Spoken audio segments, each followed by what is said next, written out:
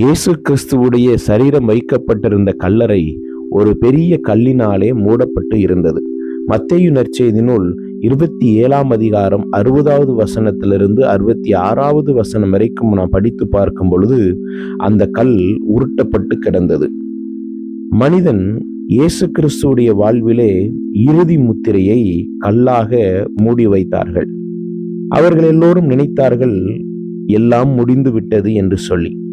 ஆனால் அந்த கல் உருட்டப்பட்டதின் அடையாளம் எல்லாம் முடிந்து விட்டது என்று அர்த்தமல்ல, இனி ஒரு புதிய துவக்கம் உருவாகப் போகிறது என்பதின் அடையாளமாய் அந்த கல் புரட்டப்பட்டு கிடந்தது. இன்றைக்கும் அநேக நேரங்களிலே நம்முடைய வாழ்க்கையில் கதவுகள் மூடப்பட்டு விட்டது, எல்லாம் முடிந்து விட்டது என்று சொல்லி நாம் நினைத்து மூடின கல்லுக்கு பின்பாகவே நாம் இருந்து கொண்டிருக்கிறோம். ஆனால் உயிரோடு எழுந்த இயேசு கிறிஸ்துவின் மூலமாய் நம்மளுடைய வாழ்விலும் தடையாய் மூடப்பட்டிருக்கிற எல்லா விதமான காரியங்களையும் ஆண்டவர் நீக்கி ஒரு புதிய துவக்கத்தை நம்முடைய வாழ்வில் தருவார் என்பதை சிந்திக்கின்ற, நினைவுபடுத்துகின்ற காலம்தான் இந்த லெந்து காலம்.